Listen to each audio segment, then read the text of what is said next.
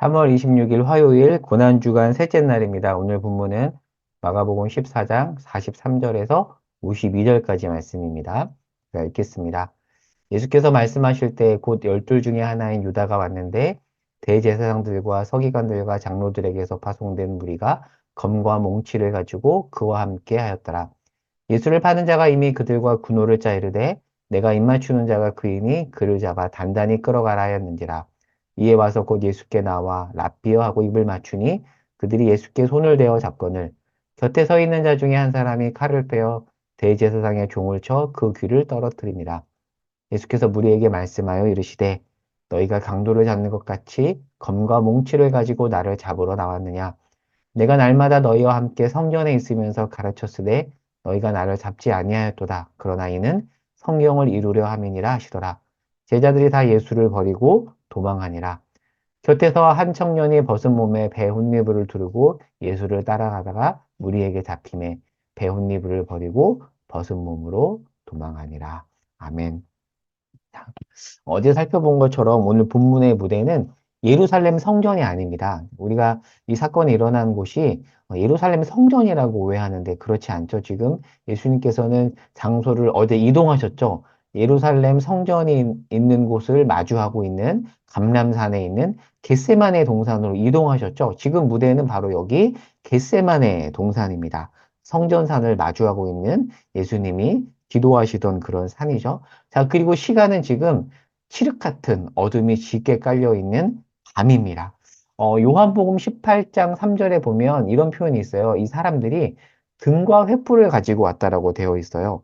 밤임을 암시합니다. 자, 질문을 해보겠습니다. 자, 이 사람들이 왜 밤에 성전에 있을 때 예수님을 잡지 않고 겟세마네 동산으로 와서 그것도 밤에 예수님을 잡으러 온 걸까요? 자기들도 캥기는 게 있는 거죠. 그러니까 지금 예수님을 잡으러 온 사람들이 성전을 피해서 밤에 동산으로 은밀하게 온 것입니다. 그러니까 지금 이 적대자 입장에서는 최고의 때예요. 상황 파악하기 힘든, 보이지 않는 그런 밤이고요. 최고의 장소입니다. 왜요? 백성들이 두려워서 예루살렘 성전에서 체포를 못했잖아요. 근데 지금 산이니까 자기들에게 유리한 곳입니다. 자, 여기에 지금 이들이 이릅니다. 자, 그리고 44절에 보면 군호라는 표현이 있잖아요. 군호를 짜 이르되 예수를 파는 자가 그러니까 가룟 유다가 이 종교 지도자들과 군호를 짰습니다. 암호죠. 그러니까 내가 입을 맞추면 그인 것을 알라. 이것도 무엇을 의미할까요? 지금 밤이잖아요. 잘 보이지 않는 그 상황에서 예수님을 찾기 위해서 만든 신호입니다. 자, 그러자, 자, 누가 나서냐면 이 모습을 본 베드로가 나섭니다. 자, 그런데 베드로는 진심은 있어요. 늘 베드로는 진심이 있습니다. 하지만 진심을 행할 능력은 없잖아요. 그리고 베드로는 나서는 걸 좋아하잖아요. 베드로가 나섭니다. 자, 47절에 나오는 곁에 있는 자는 다른 복음서에 따르면 베드로입니다. 자, 그런데 일부러 마가는 베드로라고 하지 않아요. 자, 왜냐하면 이거 하나 설명을 드릴게요. 마가는 베드로의 통역관으로 알려져 있습니다. 그러니까 사실 마가복음은 베드로의 진술을 마가가 기록한 것으로 보통 학자들이 보거든요. 그러니까 사실은 마가가 썼지만 베드로의 진술이에요. 그러니까 베드로가 자기 이름을 얘기하지 않는 겁니다. 마가도 그래요. 자기 이름을 얘기하지 않습니다. 그래서 베드로라고 하지 않고 곁에 서 있는 자라고 하는 건데, 자, 지금 베드로가 봤을 때 화가 나는 거죠. 그리고 진심은 있는 거예요. 자, 그래서 예수님을 잡으러 온 대제사장의 종의 귀, 특별히 이 종의 이름을 다른 복음서에서는 말고라고 하잖아요. 그의 귀를 차고 있었던 칼로 칩니다. 그러자 예수님이 바로 참으라고 하죠. 그런데 사실 여러분 어떻게 생각하세요? 인간적으로는 통쾌하잖아요. 그런데 예수님은 참으라고 합니다. 그리고 누가복음 22장 51절 한번 찾아볼까요? 자, 누가복음 22장 시간을 두고 찾아볼게요. 누가복음 22장 51절에 보면 제가 22장 51절 말씀을 읽어볼게요. 예수께서 일러 이르시되 이것까지 참으라 하시고 그 귀를 만져 낫게 하시더라. 이것까지 참으래요. 그리고 심지어는 귀를 낫게 해주세요. 그러니까 지금 예수님은 불법과 폭력이 난무한 상황에서 폭력으로 대응하지 않고 십자가와 사랑으로 맞대응하시죠. 그런데 그 이후에 제자들은 어떻게 하죠? 마지막 본문에 보면 예수님께서 예언한 대로 도망가 버립니다. 그러나 예수님은 그 외로운 그 십자가의 길을 가시죠. 그리고 이 모든 상황을 오늘 본문 마가복음 14장 49절은 선지자의 글을 이루려 함이라고 이야기를 하고 있습니다. 자, 그렇게 마가복음 기자가 진술을 하잖아요. 자, 그리고 마가복음 14장 51절에서 52절에 보면 독특한 기록이 하나가 있습니다. 한 청년이 벗은 몸으로 도망갔다라고 되어 있어요. 그러니까 지금 이 내용과 이어서 제자들이 도망간 사건을 이어서 진술을 하는데, 그런데 이 내용은 마가복음 14장 51절에서 52절 내용은 마가복음에만 기록된 사건입니다. 자, 그런데 이게 특이한 게 뭐냐면 마가복음은 고유 자료가 10%밖에 안 돼요. 그러니까 마가복음 내용의 90%가 다른 복음서에 있습니다. 그러니까 복음서마다 고유 자료가 있거든요. 마태복음은 40%가 고유 자료고요. 누가복음은 60%가 고유 자료입니다. 고유 자료라는 것은 다른 복음서에는 없는 내용이라는 거고요. 요한복음은 무려 92%가 고유 자료입니다. 그래서 보통 요한복음을 다른 복음서와 구분해서 다른 복음서를 공관복음이라고 하고 요한복음을 분리하잖아요. 고유 자료가 많기 때문입니다. 그런데 마가복음은 고유 자료가 얼마 되지 않는데 마가복음 14장 51절에서 52절은 고유 자료예요. 자, 그런데 학자들이 어떻게 추정을 하냐면 이 한 청년을 마가로 추정을 합니다. 그러니까 마가가 자기 경험인 거죠.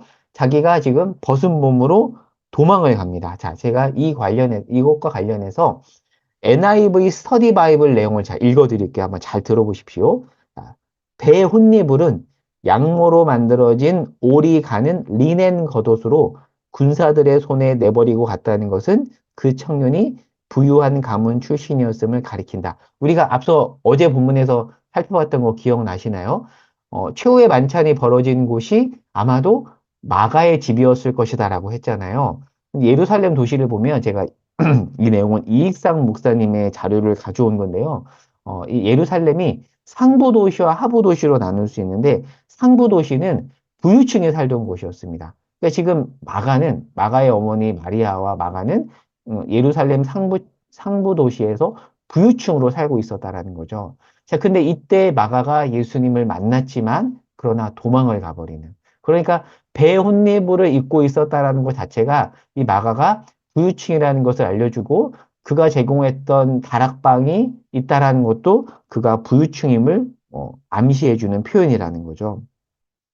아마도 바로 이때 마리아와 마가, 그러니까 마리아는 마가의 어머니죠. 둘이 예수님을 만난 것일 수도 있고요. 아니면 이전에 예수님을 믿었을 수도 있습니다. 그러나 분명한 것은 이 시점에서 제자들과 똑같이 마가도 도망갔다라는 거예요.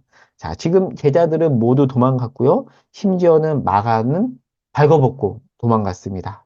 자, 그런데 아까 제가 말씀드렸잖아요. 마가복음은 베드로의 진술을 베드로의 통역관인 마가가 기록한 것입니다. 여러분, 마가가 마가 요한이에요. 마르코 요한입니다. 그러니까 이중 국적자입니다. 그러니까 이름 안에 이미 로마식 이름과 어떤 헬라식 이름 이런 것들이 다 있기 때문에 마가는 이중 국적자예요. 그런데 이 마가의 주된 역할이 나중에 베드로의 통역관이었거든요. 그런데 이 마가의 스승인 베드로도 예수님으로부터 도망한 경험이 있잖아요. 그러니까 둘은 공통 경험이 있는 겁니다. 심지어 마가는 이불 하나만 급히 걸치고 나올 정도로 예수님을 필사적으로 쫓긴 했지만 예수님이 잡히자 도망갔던 자. 그런데 마가가 어, 도망가는 경험이 참 많은 사람이에요. 사도행전에 보면은 선교 여행에서 예루살렘으로 도망가죠. 이 버가, 네, 페르가라고 써 있는 버가 지방으로 갔다가 도망가는 전례가 있었잖아요.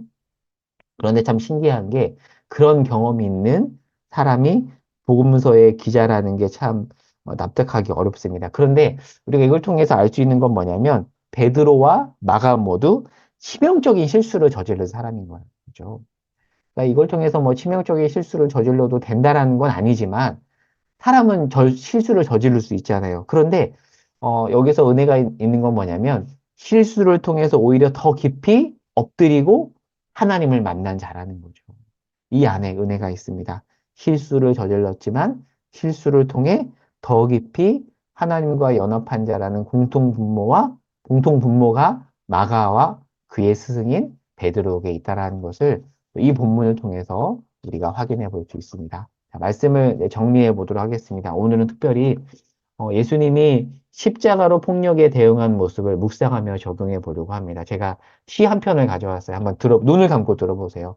최문자 씨의 고백이라는 시인데요. 한번 들어보세요. 향나무처럼 사랑할 수 없었습니다. 제 몸을 찍어 넘기는 도끼 날에 향을 흠뻑 묻혀주는 향나무처럼 그렇게 막무가내로 사랑할 수 없었습니다. 제가 이 시를 소개받은 책이 제가 개인적으로 좋아하는 박총이라는 작가가 있어요.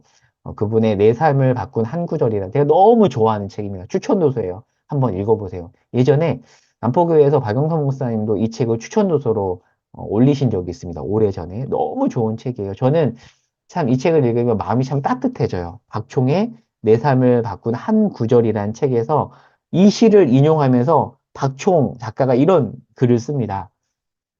제가 읽어볼게요. 제 몸을 찍어 못 박는 망치질에 생명을 흠뻑 묻혀주는 그분처럼. 그러니까 이 시를 박총이라는 작가가 묵상을 하면서 이렇게 쓴 거예요. 제 몸을 찍어 못 박는 망치질에 생명을 흠뻑 묻혀주는 그분처럼으로 읽는다면 너무 예수쟁이 티를 내는 것일까라고 그렇게 묵상한 글을 읽고 제가 참 감동을 받은 적이 있는데요. 오늘 고난주간 셋째 날입니다. 참 십자가는 바보처럼 보이잖아요. 그런데 바보처럼 보이는 십자가는 세상을 향해 세상에 향을 흠뻑 묻혀주는 향나무입니다. 바보 같죠? 그리고 쉽지 않은 길입니다. 그런데 주님이 가신 길이고 그리고 우리에게 따라가라고 제시한 길입니다. 바보 같은 그 길. 나를 찍는 도끼날에 향을 흠뻑 묻혀주는 길. 만만치 않죠. 사실 우리를 찍는 그 도끼날에 무슨 향이에요? 더 나쁜 것을 묻혀주고 싶은 게 우리 마음이잖아요. 그런데 예수님은 그렇게 하지 않으셨죠. 나를 찍는 도끼날에 향을 흠뻑 묻혀주셨습니다. 그 길, 갈 실력이 우리에게 없습니다. 은혜를 구하며 오늘 하루 그 은혜 아래서 멋지게 그 길을 갈 수 있었으면 좋겠습니다. 네, 기도 제목입니다. 첫 번째, 고난주간 셋째 날, 나를 찍는 도끼날에 향을 흠뻑 묻혀주는 십자가의 방법을 묵상합니다. 그렇게 주 앞에 오늘 들었던 말씀을 되새기면서 기도하고요. 그 밖에 개인 기도 제목을 가지고 엎드리도록 하겠습니다. 제가 기도하겠습니다. 하나님, 예수님의 십자가 사랑을 묵상합니다. 폭력에 폭력으로 대응하지 않으시는 그 예수님. 하나님, 그러나 우리는 인간의 성정으로 그 모습을 보며 바보 같다 여기며 우리는 가기 싫다라고 고백할 수밖에 없습니다. 은혜를 구합니다. 주님이 가셨던 그 길, 폭력에 십자가의 사랑으로 대응하셨던 그 길을 우리도 가게 하시고 그 길이 영광스러운 길임을 확인하며 살아가도록 인도하여 주시옵소서. 고난주간입니다. 주님의 십자가 고난을 묵상합니다. 하루 종일 묵상하며 묵상한 대로 살아가도록 은혜 내려 주시옵소서. 예수님의 이름으로 기도합니다. 아멘.